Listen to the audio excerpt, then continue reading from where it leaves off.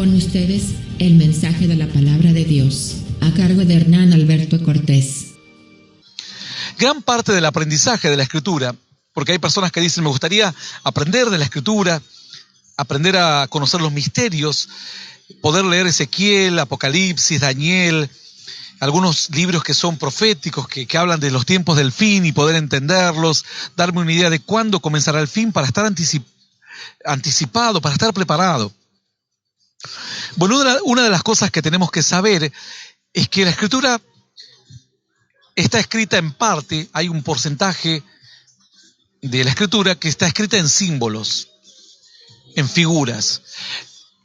Entonces, al igual que después hay entrecruzamientos de historias, historias cíclicas y todo, pero vamos a hablar un poquito de un porcentaje de la Escritura, de una parte de la Escritura que está escrita en símbolos.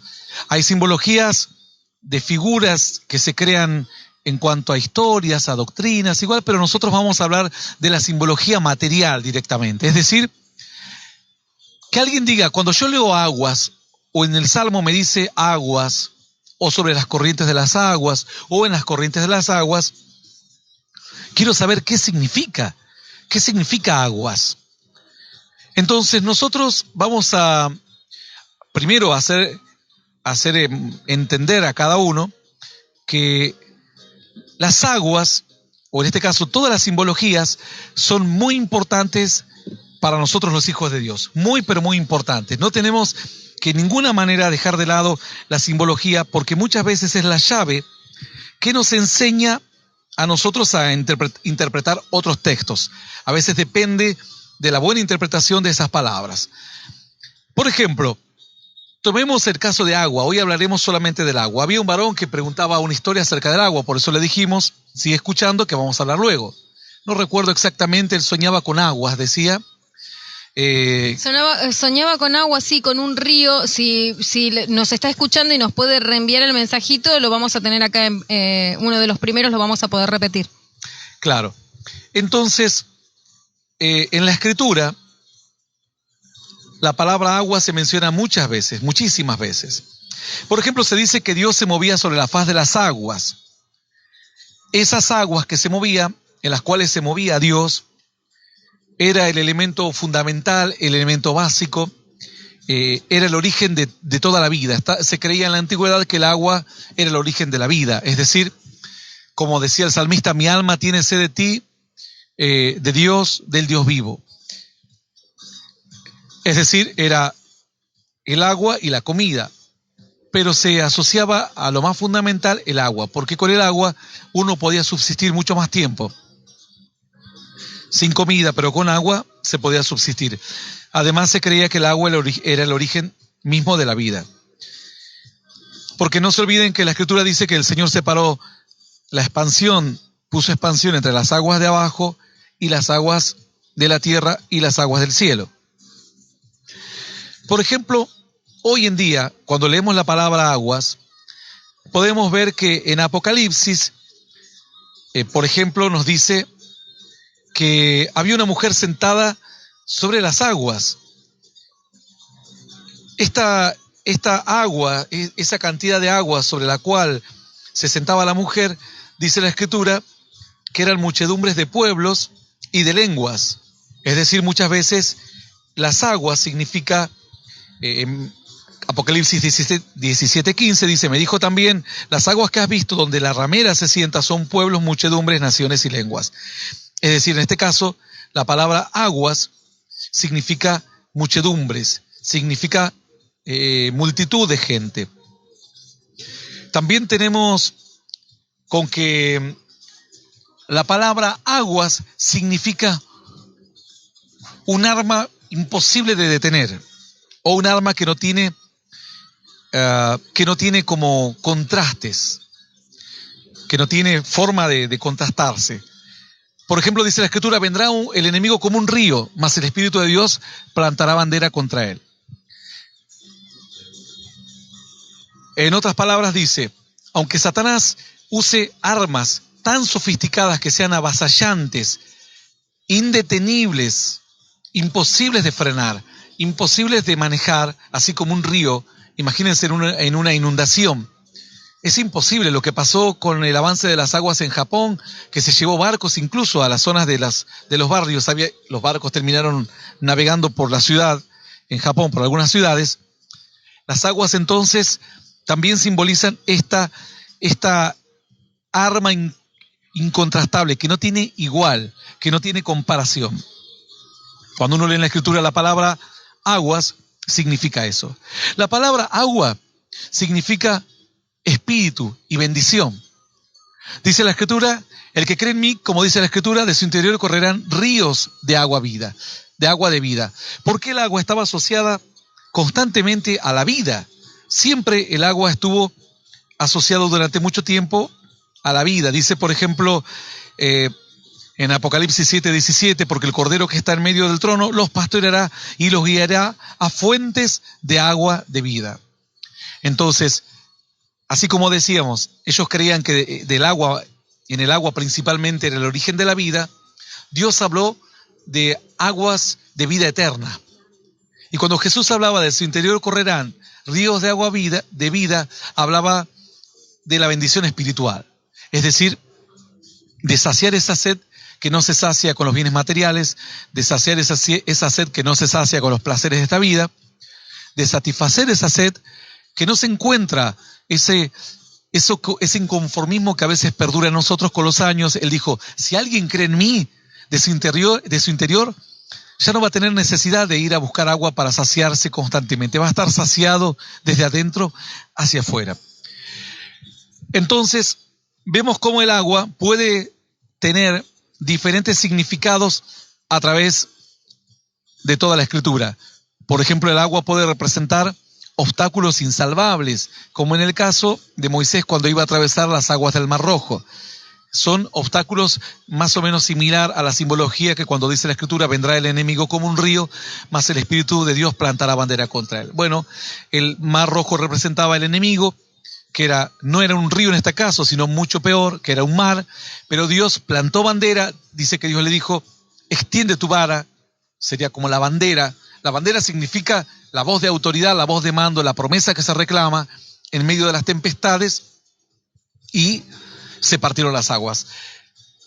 Entonces tuvo que ceder Satanás, por más que sus armas y sus herramientas y su plan era tan macabro, tan megapoderoso, que era imposible de quebrar. Las aguas también significan limpieza. Dice la Escritura que los sacerdotes se tenían que limpiar con aguas. Otro pasaje dice, esparciré agua sobre vosotros y seréis limpios. Es decir, no les dijo los bañaré, sino las aguas que yo doy limpian el alma y limpian el espíritu y limpian de pecados. Por eso después se toma el simbolismo de las aguas del bautismo, que simbolizan limpieza, simbolizan el sepultarse debajo de las aguas como la vieja persona, pero como estas aguas son aguas de Dios, no son aguas de Satanás, no son adversidades, no son peligros, no son obstáculos, sino son aguas de Dios. Dice la Escritura entonces que esas aguas te bendecirán. Luego dice otro profeta que tuvo una visión de un río que salía del templo de Dios y que salió como un chorrito de agua, y de repente él comenzó a seguir el curso de agua, se transformó en un arroyo, se transformó en un gran río, y luego era un río impetuoso, de tal manera que él quiso por curiosidad entrarse en esas aguas, porque se sentía atraído por Hay veces que cuando tenemos calor vemos las aguas tan cristalinas y decimos, tengo unas ganas de meterme al río. Bueno, en este caso él se sintió atraído, pero porque sabía que esas aguas eran aguas benditas, aguas curativas, aguas sanadoras, aguas transformadoras. Y dice que de repente Dios le dijo, métete, no tengas miedo, porque este río no es un río de incertidumbre, de peligro, de maldición. A medida que él fue caminando, dijo, caminé 1000 codos y tenían el agua en los tobillos. Otros 1000 codos era una medida de longitud, otros 1000 y tenía el agua en las rodillas. Y sin embargo, el ángel que me decía, me guiaba, me hacía como para que me meta más, que no era suficiente el agua en los tobillos o en la rodilla. Me caminé más adentro y ahora tenía el agua en la cintura o los lomos, que en nuestro lenguaje hoy los lomos es el hombro, en el lenguaje antiguo los lomos era la cintura. Y luego me dijo que siga más, que me anime más, y cuando ya me animé, ya no hice pie, ya no pude tocar nunca más el suelo, sino que ahora me vi obligado a flotar y a nadar, y ahora la correntada comenzó a llevarme. Y me di cuenta que ese río era un río de bendición, era un río de Dios, porque a uno y a otros lados del río crecía toda clase de árboles frutales. Y me dijo Dios: todo el que nadare por estas aguas será completamente sanado. Es decir, todo aquel que se adentra a la bendición de Dios es como un agua, como un río. Métete, no tengas miedo. Nada malo te va a hacer Dios. Podrás tener capaz que disgustos en el trabajo, con algún líder, cansarte, a veces renegar de que la monotonía está golpeando tu vida, o como siervo de Dios, decir: tantos años sirviendo, quizás veo la ingratitud de la gente que no considera que yo soy un siervo, dedico tiempo completo para esta tarea, y a veces hasta titubean de decir: vamos a colaborar para la obra, vamos a ayudar para el mantenimiento de esta gente entregada a la fe. Y bueno, pero si tú te entregas, no te vas a arrepentir jamás, jamás en tu vida te vas a arrepentir de lo que has hecho. Es decir, las aguas significan limpieza, las aguas significan purificación, las aguas significan vida, las aguas significan perdón. Las aguas también nos significan vida eterna, porque el Señor dijo que allí estará el río de vida, el agua de vida. Existen muchos significados acerca del agua. El agua, por ejemplo, significa Cristo, la bendición de Cristo. Dice la Escritura que Dios le manda a Moisés a golpear la peña de Oreb cuando él venía huyendo de Egipto con el pueblo y se encontraba en el desierto. El pueblo no tenía agua y Dios le dijo que vaya y golpee la peña y que él iba a hacer fluir agua de la roca.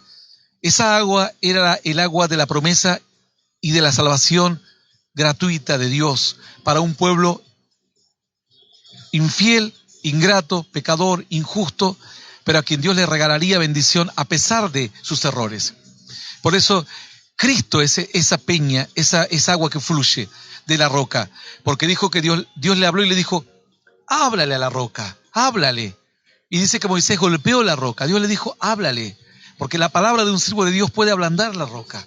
Y de esa misma roca, que antes era un hombre que hostigaba a su esposa, que hostigaba a sus parientes, que se hostigaba a sí mismo, que se aborrecía a sí mismo por no ser el hombre que soñó, la persona que soñó, con un corazón duro, descreído de la vida, desconfiado de todo, dice: si tú le hablas como siervo, las aguas comenzarán a brotar. ¿No dijo acaso una mujer hace poco: mi marido no sabe nada de la iglesia, no quiere saber nada, pero empezó a escuchar las predicaciones?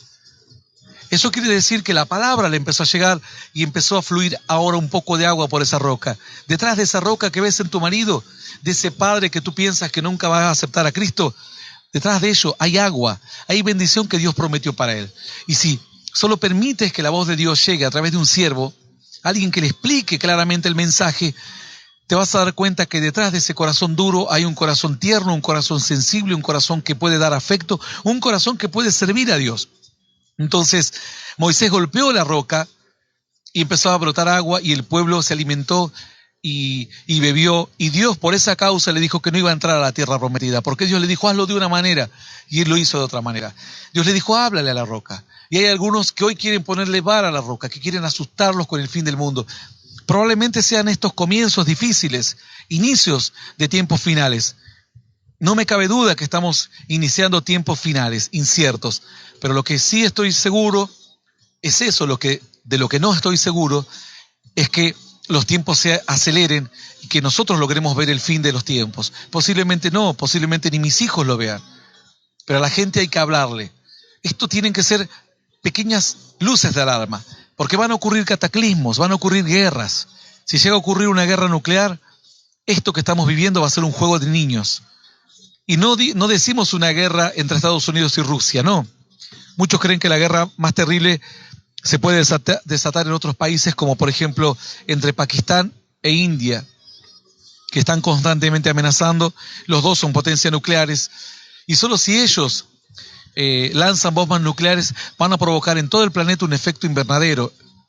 Es decir, no va a pasar el sol por causa del polvo, de las nubes, de los tóxicos que se van a elevar a la atmósfera.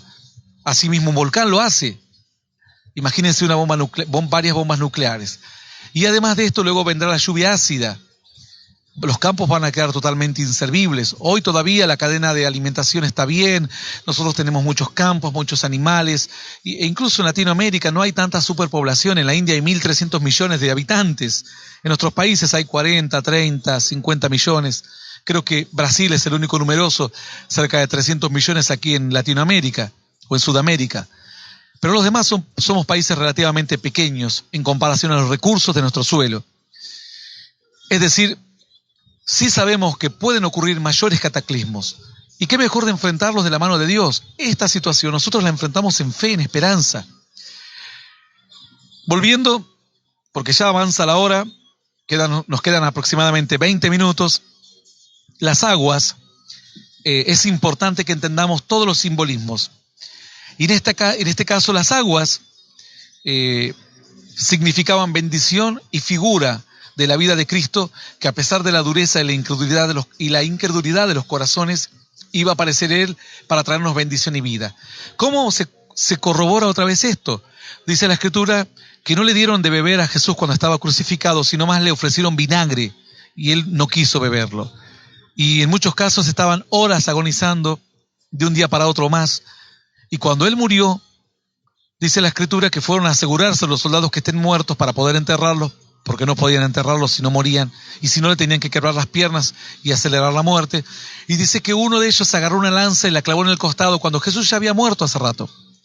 Y dice que automáticamente salió de su costado sangre y agua. No nos olvidemos que el agua significa purificación, un nuevo... Bueno, seguimos así. Estábamos hablando un poquito de esto que tiene que ver con las aguas. Tuvimos que interrumpir un segundito porque se nos cortó la transmisión. Estas aguas que significan perdón, estas aguas que significan restauración, estas aguas que significan vida eterna, limpieza espiritual. Y así podemos seguir hablando de las aguas como un símbolo. En Sansón, por ejemplo, dice la Escritura que Sansón se glorió por la batalla que había librado contra los filisteos gracias a aquella quijada de asno que él encontró. Mas luego dice que se arrepintió, le pidió perdón a Dios y le dijo: Señor, tú me has dado esta grande victoria y no dejarás que yo muera aquí en este desierto. Entonces dice que Dios abrió la cuenca de Lehi y comenzó a brotar aguas. Es decir, las aguas representaron en aquel momento lo indispensable para un hombre o una mujer, sin importar las victorias, los triunfos, las conquistas y los logros. Las aguas, que son aguas espirituales, representan lo fundamental que un hombre o una mujer debe anhelar. Entonces, más o menos hemos dado una idea de lo que significan las aguas. El agua de la vida, el río limpio. Las bendiciones, cuando dice en Pedro que muchos líderes son fieras ondas del mar, nubes sin agua. Es decir, prometen, parece que te van a bendecir, parece que te van a dejar algo, pero no te van a dejar absolutamente nada. No te van a dejar absolutamente nada, porque dice que son como fieras ondas del mar que son empujadas de un lugar para otro. Nada más eso. Son empujados de un lugar para otro, pero no tienen ninguna consistencia. No hay absolutamente ninguna bendición en ellos. Y dice además que no tienen un fundamento sólido, porque es la palabra o su proyecto de bendición. No tienen fundamento sólido estos líderes porque solamente son cosas visibles, apariencias. Puede parecer una tormenta tremenda. ¿Cuántas veces hemos escuchado tormentas que vienen y parecen que van a ser tormentas tremendas y al final la tormenta pasa de largo y los que esperan para sus cosechas, para favorecer sus cosechas, que caiga el agua nunca viene y la nube la empujan y se va a otro lado. Así son muchos líderes que no tienen bendición El agua también en ese caso representa bendición, bendición del cielo, es decir, bendición de hombres, de Dios, que tienen que ser canal de bendición para las promesas de Dios y para el mover del Espíritu Santo. Pero como ellos no tienen nada, solamente pueden prometer, pero no hay nada, y luego no están firmes en sus proyectos de trabajo, en su sana doctrina, y viene la moda de la danza, vamos a danzar. Viene la moda del empujón cristiano, vamos a empujar. Viene la moda del cachetazo cristiano, vamos a cachetear.